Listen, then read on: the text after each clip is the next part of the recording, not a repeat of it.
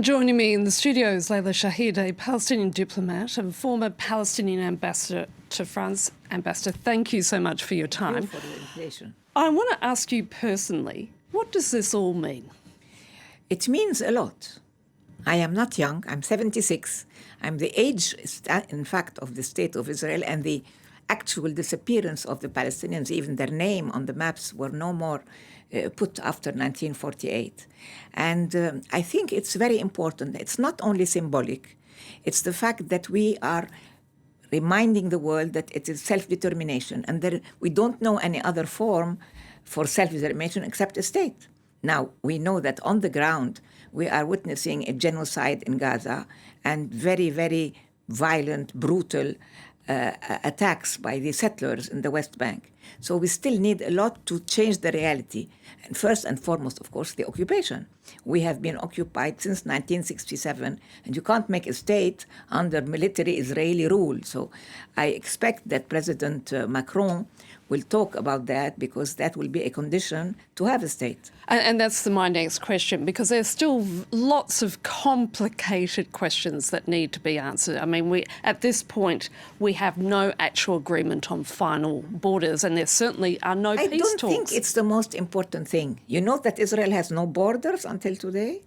Israel has no borders. It never put in the constitution where are the borders, which allows somebody like Mr. Netanyahu to expand the borders as much as he wants. The last thing he said, it should go from the Mediterranean to the Jordan River, which is huge, which is makes, in fact, the Palestinian territories disappear again.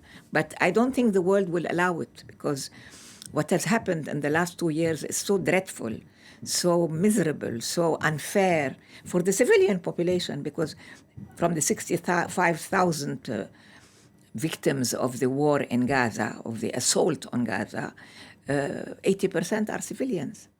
Now, of course, 7th of October was a horrible thing, but it's no reason to justify the terrible war at civilians, children and women and whole families that Israeli army attacked in the last 2 years.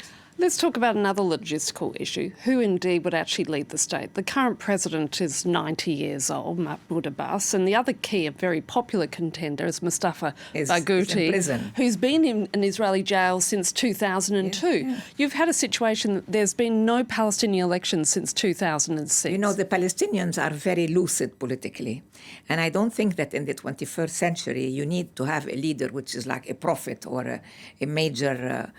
Not in Palestine, not anywhere else in the world. You need a democratic system. You need a good assembly of parliamentarians. And this democratic system will choose the right person. Maybe somebody we don't know. Maybe a lady, a woman. That would be very, very nice. He just chose a woman as foreign minister. Why not choose a woman also to head the Palestinian Authority? But what is important is first and foremost to have a ceasefire. While we are talking together here in this studio, people are dying back there in Gaza. Before I left my home to come to the studio, there were already 25 people dead. At the end of the day, they might be 55. And so for me personally, the most urgent question is how to have a ceasefire. Ambassador, we're just going to pause here and let's just take a listen to what the Israeli Prime Minister had to say earlier. We will have to fight both at the UN and in all other arenas against the false propaganda directed at us and the calls to establish a Palestinian state, which would endanger our existence and constitute an absurd reward for terrorism. The international community will hear from us on this matter in the coming days. And joining me now from Jerusalem is France 24's Noga Tanaposky. Noga, firstly, tell me, what has been the general reaction by Israelis to these announcements? Well, by regular Israelis, Annette, we haven't had much of a reaction. It's a long holiday weekend here. It's the Jewish New Year, and most people are focused on family matters as anywhere. But there is this open wound among most Israelis, which has to do with the ongoing war, the continuous grinding draft of soldiers who are all conscripts in Israel. So remember, they're 18-year-olds, and for their families, especially in a holiday period such as this, it's very difficult to ignore an empty chair at the table. and then the matter of the hostages. So all of this has come together. I will be going later today to this encampment that families of hostages have established in front of the official residence of Prime Minister Netanyahu. Netanyahu is trying to persuade Israelis, as we just heard, that the establishment of a Palestinian state threatens their own existence. I'm not sure it's working right now, but this is what he's trying to transmit. What is certain is that the establishment of a Palestinian state would threaten his continued hold on power, because he has promised to be the prime minister of never a Palestinian state. And so these recognitions threaten him and his doctrine very directly. Now, the Prime Minister has said he would deliver Israel's response to the recognition of Palestine when he returns from the US after meeting President Trump next week. Do we know what that will be and whether it will also include partial annexation of the West Bank? This is an extremely important but also extremely complex question. It appears, for one, that the Prime Minister of Israel, a sovereign state, is traveling to the States to request permission from Donald Trump to receive an okay regarding whatever he plans to do. In order to legally annex any territory, Netanyahu would need a supermajority in the Israeli parliament, in the Knesset. He doesn't have it. What he might do is a sort of annexation, a declaration of Israeli sovereignty over the entire West Bank or parts of it. This is what a majority of his ministers are pushing him to do. But we have already heard from the United Arab Emirates, who are party to the Abraham Accords, that this would be a clear violation and would threaten ties. Egypt has said the same. Saudi Arabia has said that any such move on the part of Israel would destroy any prospects for normalization. And we have to remember that these are countries very important personally to President Trump, and the Abraham Accords are his singular foreign policy achievement of his first term. So Donald Trump is going to have to make some difficult decisions ahead of meeting Prime Minister Netanyahu.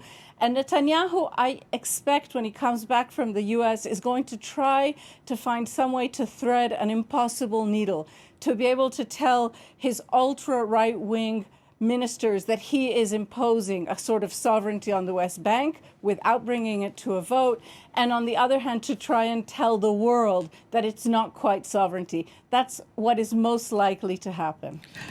Noga, we're going to come back to you in a moment because I want to bring in Ambassador Shahid here. Despite international calls for the Palestinian Authority to resume control over Gaza, the Israeli Prime Minister has said there's no role for the PA in Gaza's future, arguing that Mahmoud Abbas had never or has not condemned the Hamas attacks of October the 7th. It's not true. He did condemn very firmly. And our difficult relations with Hamas don't really start on the 7th of October. Remember, unfortunately, they had put bombs already in buses and killed civilians before.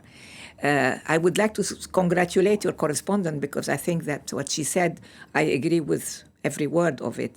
And I think that Netanyahu is almost imprisoned in his promises that he will not accept a state. And at the same time, I have lots of Israeli friends who tell me that now there's an important part of the public opinion that says that anything is better than sending their children to war every few years. It's not really a regular war, but it still kills also a lot of young, like she said, some of them are only 18, and they are not there for Rosh Hashanah. They are dying, or they come back so traumatized that some commit suicide when they come back. So I think that at least public opinion is split between those who believe that a state is a threat to their security and those who think the state will put an end to all the wars that Israel has been going into in the last, let's say, 70 years.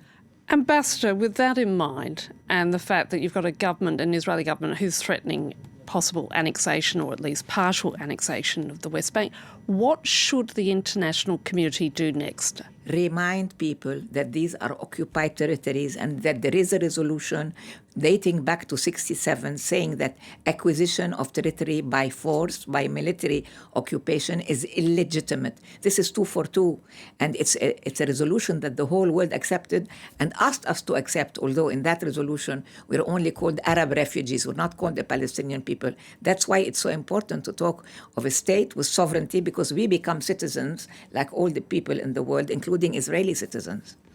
And Noga, in Jerusalem, from where you are, Noga, are there any prospects at all to end this war in Gaza? I have to share with you, Annette, that there's really a feeling of despair among Israelis. The more and more Israelis ask, 80% of Israelis want an end to the war, and that's been appearing consistently now in months after months of polls. The government has chosen to go in an opposite direction, and the government is opening a greater breach between itself and the people with every passing day. There's a real thread of terror running through Israelis right now about the fate of the hostages. I don't know if our audience saw, but there was a kind of public execution of some Gazan Palestinian citizens 2 nights ago that was filmed, an absolute horror. And for Israeli families, that was a reminder of the danger that their own Israeli family members could be in Gaza. But I have even spoken here with diplomats who are involved or were involved when there were negotiations. At the moment, as far as I know, no negotiations are underway, and there really are no prospects. I have heard that Hamas may send Donald Trump a letter in the coming hours demanding security guarantees from the United States for a 60-day truce. But it is unclear whether Israel would even accept that right now. The Prime Minister, Netanyahu, after requesting exactly that type of temporary truce for a number of months, changed his mind a few weeks ago and said Israel will only accept a comprehensive agreement, one which would free all Israeli hostages and end the war. So things are very confused, but there really are no clear prospects right now for an end to this war. Ambassador Shahid, a final question. We have an administration in Washington who clearly is a strong ally of Netanyahu. I want us to fast forward to 10 years from where we are now. What would you like to see be in place? Palestinian sovereign, democratic, secular state. And I think that this is the movement of history. Don't forget that Israel is a very young state, and that as a young state, they gave too much importance to their strength as a military system, because it is a military system. Everybody goes to the reservist for 3 years, and then they have to, when they are called to come and fight, they have to go. So I think that there is, like your correspondent again said, a very deep crisis in the Israeli society, and that they have to take the responsibility of what they want.